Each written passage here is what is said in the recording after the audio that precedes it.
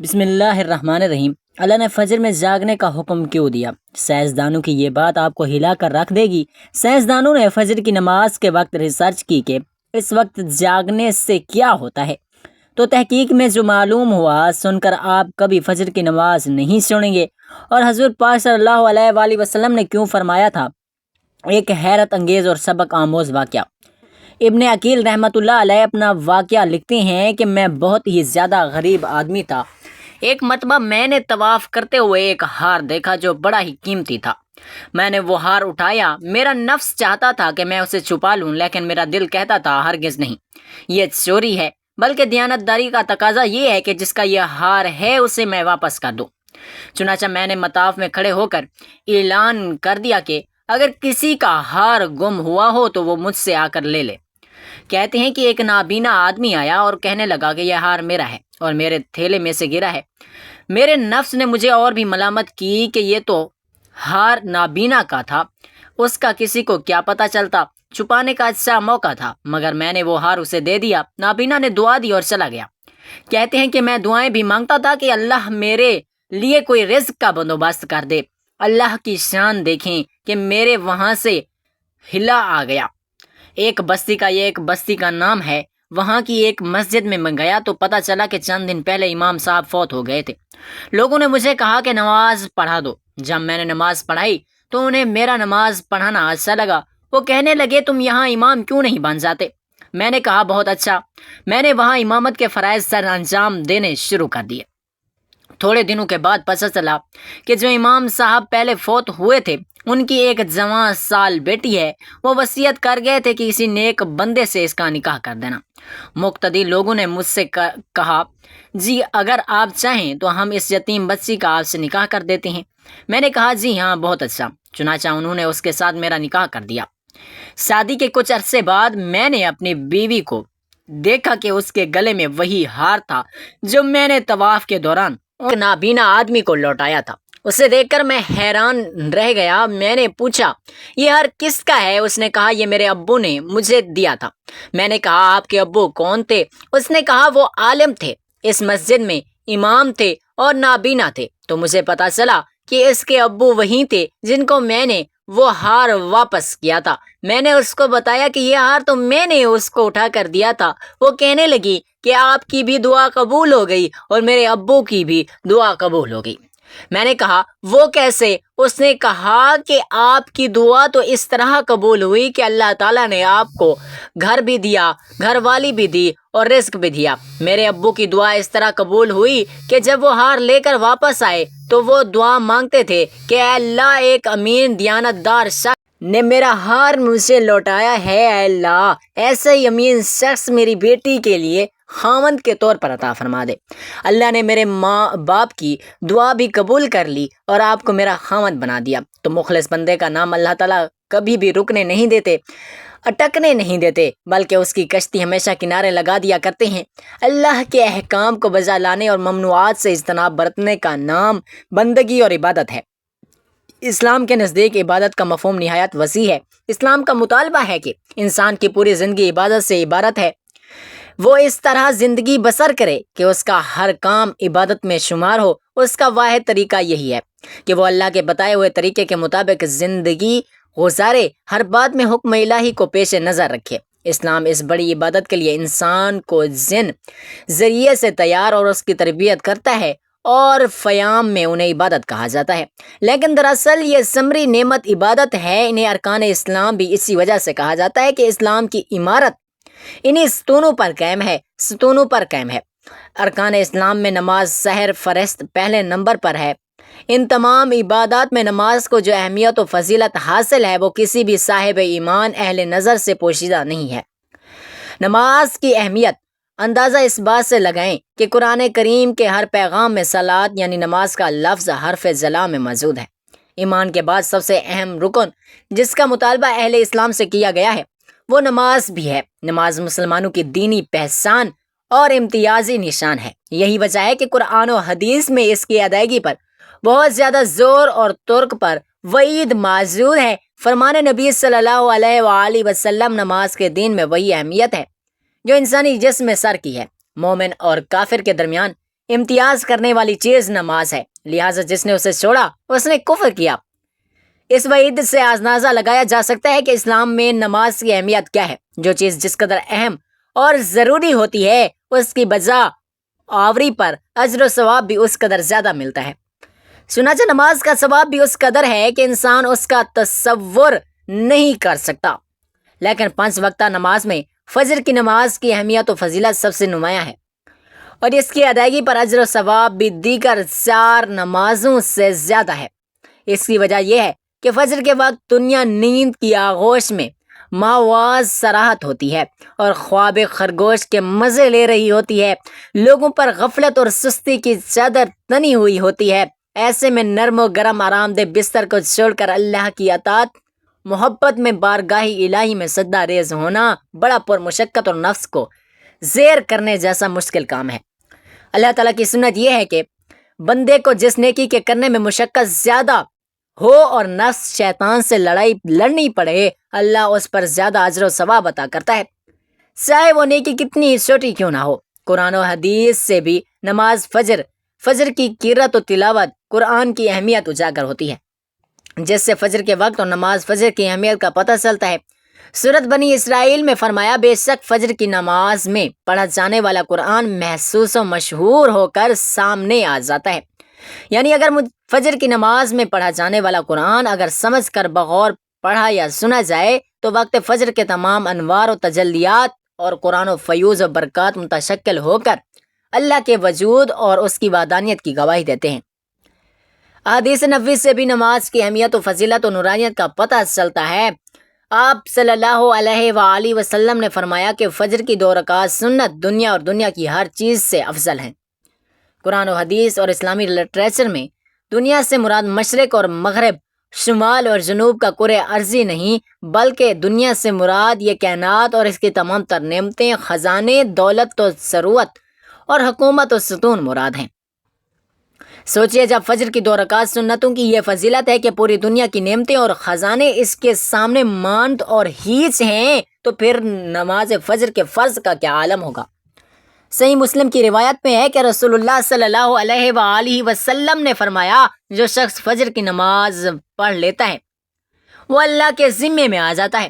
یعنی جو شخص نماز فجر کا فریضہ ادا کر لیتا ہے وہ اللہ کی حفاظت میں آ جاتا ہے اور اسے کوئی بھی نقصان نہیں پہنچا سکتا۔ بخاری مسلم کی ایک روایت میں ہے کہ جس نے 2 ٹھنڈے وقت کی نمازیں فجر اور عصر ادا کر لیں وہ جنت میں داخل ہوگا۔ یعنی آپ صلی اللہ علیہ وآلہ وسلم نے فجر اور عصر ادا کر لینے والے کو جنت کی بشارت سنائی۔ ایک اور روایت میں ہے کہ رسول اللہ صلی اللہ علیہ وآلہ وسلم نے فرمایا، جو شخص عشاء کی نماز باجماعت ادا کرے گا اسے آدھی رات کے قیام کا ثواب ملے گا۔ جو عشاء اور فجر کی نماز باجماعت ادا کرے گا اس کے لیے پوری رات کے قیام کا ثواب ہوگا۔ نماز فجر کی ادائیگی میں ہماری سستی اور غفلت اور کاہلی کوتاہی انتہا کو پہنچی ہوئی ہوتی ہے۔ کوئی بھی موسم ہو، یقیناً بقیہ 4 نمازوں کے مقابلے میں فجر میں نمازی بہت کم تعداد میں ہوتے ہیں۔ یہی حال گھروں میں خواتین کی نماز فجر کا ہے۔ فجر میں وہ اہتمام نہیں ہوتا جو بقیہ 4 نمازوں کی ادائیگی میں ہوتا ہے۔ موسم گرما میں راتیں ٹھنڈی ہونے کے بہانہ اور موسم سرما میں صبح سردی کا عذر، لیکن ہمارا ہر بہانہ اور عذر نماز میں کوتاہی غفلت کے سلسلے میں اللہ کے ہاں ناقابل قبول ہوگا۔ ہم میں سے اکثر لوگ کو ایک شکوہ ہمیشہ رہتا ہے کہ روزی میں برکت نہیں ہے، گھر میں برکت نہیں ہے، کتنا ہی کما لیں پتہ ہی نہیں چلتا کہ کہاں گیا۔ ہر وقت کوئی نہ کوئی پریشانی رہتی ہے، کبھی بیماری تو کبھی اور کوئی تنگی۔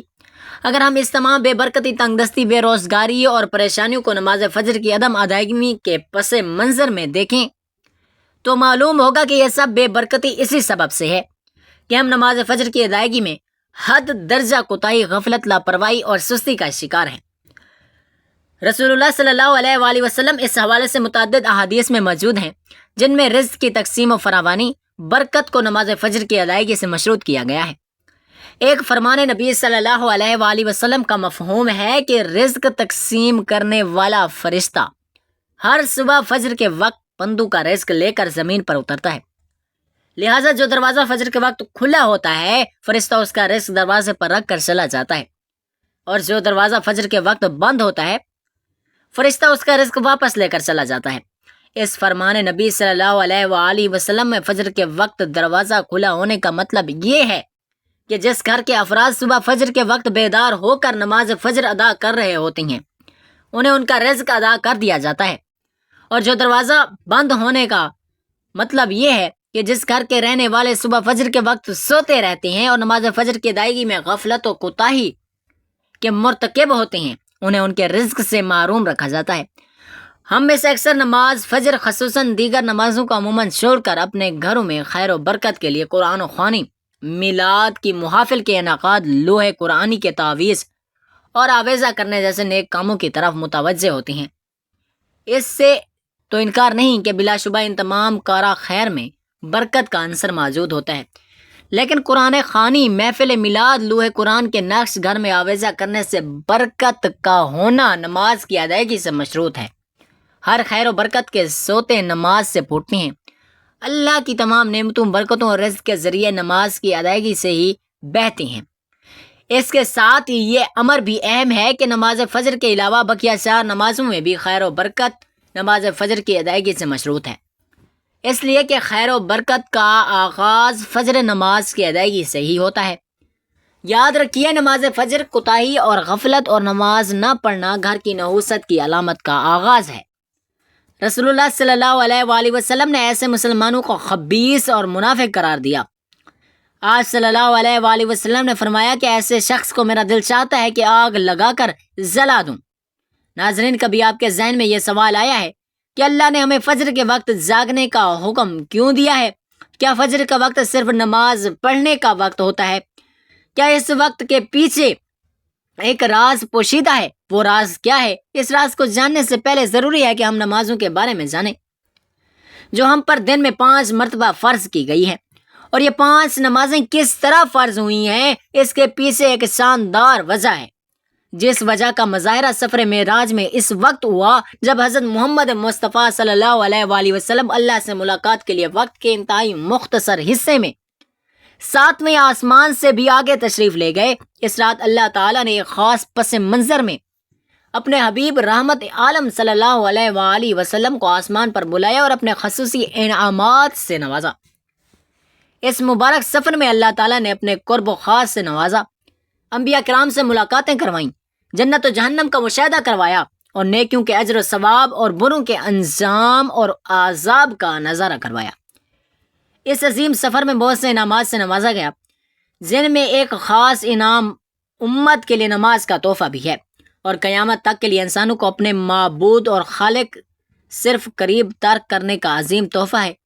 عبادت یعنی نماز اس سفر میں ادا کی گئی معراج کی رات جب آپ صلی اللہ علیہ وآلہ وسلم کو 50 نمازوں کا حکم دیا تو حضرت موسیٰ علیہ السلام کے کہنے پر آپ صلی اللہ علیہ وآلہ وسلم نے اللہ سے 50 نمازوں میں نرمی کی درخواست کی، اور ایسا کئی بار ہوا، یہاں تک کہ اللہ نے امت محمد کے لیے دن میں 5 نمازوں کا حکم دیا، جس کے بعد بھی حضرت موسیٰ علیہ السلام نے آپ صلی اللہ علیہ وآلہ وسلم کو 5 نمازوں میں کمی کے لیے اللہ کے پاس ایک بار پھر جانے کے لیے صلاح دی، لیکن تب آپ صلی اللہ علیہ وآلہ وسلم نے فرمایا کہ میں نے اپنے رب سے کئی مرتبہ درخواست کر لی ہے، یہاں تک کہ اب مجھے حیا آ گئی ہے اور اب میں راضی ہوں اور اس حکم کو ہر طرح سے تسلیم کرتا ہوں۔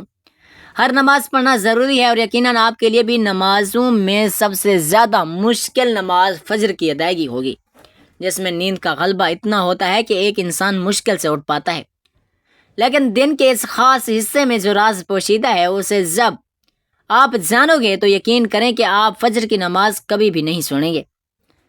دنیا میں کئی ایسے لوگ ہیں جنہیں بے خوابی کی شکایت ہوتی ہے، جس میں وہ ساری رات سو نہیں پاتے، یعنی انہیں نیند نہ آنے کی بیماری ہوتی ہے، اور پورا دن کام کاج کر کے جب رات کو بھی سو نہیں سکتے تب کئی طرح کے ذہنی اور جسمانی بیماریاں جنم لیتی ہیں، اور اس کا شکار آج ہر دوسرا تیسرا انسان ہو رہا ہے، جس کی بڑی وجہ اللہ کے کام کو پیچھے چھوڑ کر دنیا کی رنگینیوں کے پیچھے بھاگنا ہے۔